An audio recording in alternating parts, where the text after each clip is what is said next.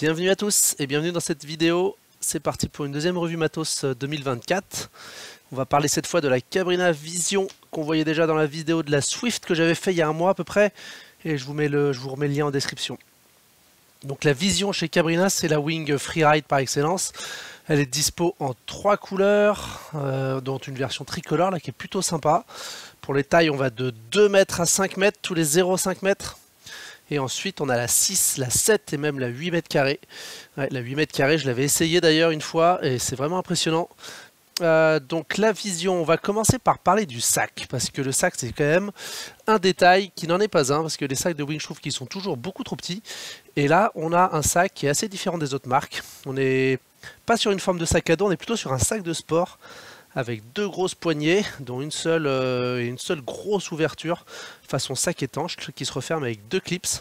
Alors ça fait un peu moins classe qu'un beau sac à dos, c'est sûr, avec une fermeture éclair, mais en fait il y a plusieurs avantages. C'est super pratique, parce qu'on a un gros sac dans lequel on peut mettre la wing en vrac, bien mouillé sans souci, on n'a pas besoin de la plier nickel, ça rentrera toujours, qu'on soit pressé ou pas, qu'on soit méticulé ou pas, ça rentre toujours. Le sac il est bien étanche aussi, et puis il n'y a pas de fermeture éclair, donc il n'y a pas de blocage, il n'y a pas de risque de prendre le speed dedans. Ça se clipse facilement, et petite amélioration par rapport à les dernières, le tissu est beaucoup plus épais, donc ça donne un aspect plus qualitatif, et puis les clips sont aussi vachement plus solides. Alors déballage de la wing, on tombe direct sur les poignées qu'il va falloir monter. Donc ça c'est une des grosses nouveautés 2024. Les poignées elles évoluent vraiment dans le bon sens. Il n'y a plus de spacer comme l'année dernière pour gérer la distance entre la latte et la poignée. Par contre elles ont une forme asymétrique qui permet de prendre la poignée avant et de la tenir à une main sur l'extrémité. Je m'en sers pas mal en navigation, c'est assez bien vu, c'est pratique. Il y a ça dans quelques autres marques aussi.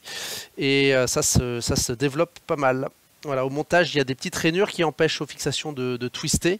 Ça, c'est aussi très bien vu. Ça se monte super vite. La poignée avant, elle fait à peu près 40 cm de long. La poignée arrière, elle fait 30 cm. Il n'y a pas beaucoup d'espace entre les deux poignées. Donc, ça fait quasiment une poignée continue. C'est pas mal du tout. Donc, une fois les poignées montées, on attaque le gonflage de la wing. On a un gonflage à 10 PSI, ce qui est franchement assez important pour une wing en 5 mètres carrés. J'imagine que la 3 mètres carrés, on va pouvoir la monter à peut-être 12 ou 13 PSI. Donc ça, c'est vraiment bien. Là, je ne l'ai pas gonflé autant parce qu'il n'y avait pas besoin. C'était juste pour vous montrer. Alors, concernant le shape, on a une forme qui a toujours un dièdre assez prononcé, comme l'année dernière. La voile, elle est assez compacte, ce qui est un de ses atouts de la Vision par rapport à la Mantis, notamment, qui est plus élancée. Le shape a été revu avec un nouvel agencement des panneaux, nouvelle couture dans les deux sens. La bordure est aussi renforcée. On a au niveau des bouts de la latte centrale un énorme diffuseur d'effort ultra béton et des renforts un peu partout. De manière générale, il y a beaucoup plus de renforts aux endroits stratégiques que l'année dernière. On note vraiment une construction haut de gamme qui a bien évolué dans le bon sens, qui reste légère mais hyper béton. Pour la construction, donc le bord d'attaque est avec un dacron HT, qui est un dacron assez léger et assez rigide. Et le spi, c'est du nano ripstop, c'est le spi classique Cabrina, qui est hyper tramé, hyper serré, qui va donner une très bonne longévité dans le temps à l'aile, avec un spi qui ne va pas du tout se déformer. Autre nouveauté 2024, ça va être aussi la forme des fenêtres. Elles sont moins dans le sens vertical que l'année dernière, elles sont plus dans le sens horizontal. À l'usage, c'est clairement beaucoup mieux comme ça. Je me rends compte que je les utilise beaucoup plus qu'avant parce qu'elles sont mieux placées, tout simplement. Les fenêtres sont en PVC, c'est solide, c'est épais. On peut les plier, on peut plier la wing au niveau des fenêtres sans aucun problème. Il n'y a pas du tout de souci de durée de vie. On peut replier l'aile dessus et elles sont vraiment très pratiques à utiliser. Elles sont aussi très proches de la latte centrale, et la latte centrale elle a une nouvelle forme cette année, gros changement, elle a une forme plus en S avec une couture tout au long de la latte, il n'y a plus d'espace sans couture comme la 2022-2023, le profil est mieux maintenu, il est plus rigide, le creux est bien défini, et puis on a une forme de latte qui permet au poignet de garder un shape horizontal une forme horizontale entre les deux poignets pour bien avoir la wing en main. Les poignées, elles ont toujours ce revêtement caoutchouc avec une mousse un peu souple au milieu là, qui la rend très agréable au toucher. Le diamètre il est assez fin, donc on peut vraiment bien la tenir. On n'a pas de crampes, on la tient très longtemps en main, on peut bien déplacer les mains dessus, on a plein d'options de position. Ce sont vraiment des poignées ultra bien fichues pour cette marque. Et dernière grosse nouveauté cette année, on finit avec un gros changement qui est le passage en poignée rigide sur la poignée de Freefly. Je pense que Cabrina c'est la seule marque pour le moment à proposer ça et à mon avis ils seront assez copiés parce que le feeling est vraiment génial.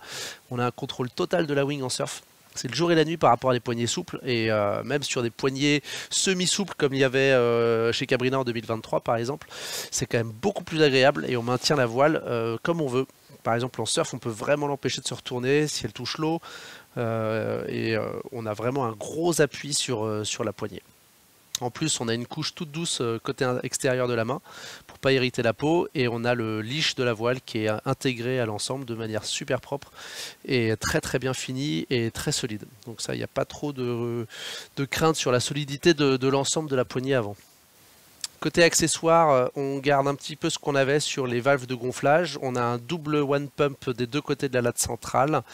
On a une autre valve sur la latte centrale si on veut dégonfler l'aile encore plus rapidement. On est aussi équipé de mini lattes souples le long du bord d'attaque. Il n'y en a que deux qui sont toutes petites et qui gênent pas du tout, qui prennent pas de poids et qui permettent juste à la voile de ne pas flapper.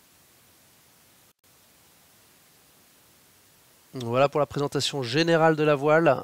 Moi, c'est une voile que j'aime beaucoup parce qu'elle est compacte, elle est puissante. Là, je ne l'ai pas beaucoup gonflée sur les images, donc le spi n'est pas ultra tendu, mais elle a un spi qui est plus tendu que l'année dernière, je trouve. Elle reste super raide au pumping. Et on a une voile qui est bien puissante, qui va vous donner une bonne maniabilité dans les manœuvres. Elle est moins élancée que la Mantis. Elle est un petit peu moins bonne en surf, je dirais, dans les mouvements. Par contre, elle est un peu mieux dans les manœuvres. Elle est un peu mieux en freestyle dans les sauts parce qu'elle est plus manœuvrante, plus maniable. Donc on peut vraiment la faire passer d'un bord à l'autre très facilement. Dans les sauts, dans les backflips, dans les 3-6, elle tourne super bien.